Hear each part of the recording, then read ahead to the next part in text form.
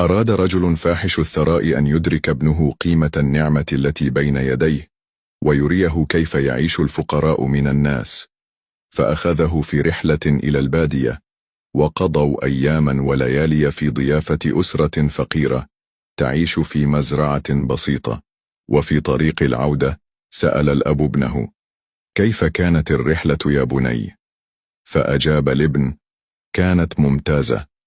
الأب: هل رأيت كيف يعيش الفقراء؟ الابن: نعم.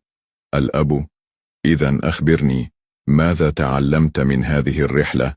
الابن: لقد رأيت أننا نملك كلبا واحدا، والفقراء يملكون 4، ونحن لدينا بركة ماء في وسط حديقتنا، وهم لديهم جدول ليس له نهاية. لقد جلبنا الفوانيس لنضيء حديقتنا، وهم لديهم نجوم تتلألأ في السماء. باحة بيتنا تنتهي عند الحديقة الأمامية، ولهم امتداد الأفق.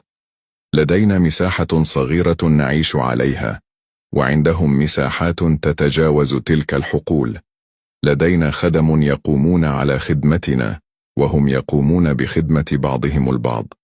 نحن نشتري طعامنا، وهم يأكلون مما يزرعون. نحن نملك جدرانا عالية لكي تحمينا، وهم يملكون أصدقاء يحمونهم. كان والد الطفل صامتا مندهشا. حينها رد الطفل قائلا: شكرا لك يا أبي، لأنك أريتني كم نحن فقراء.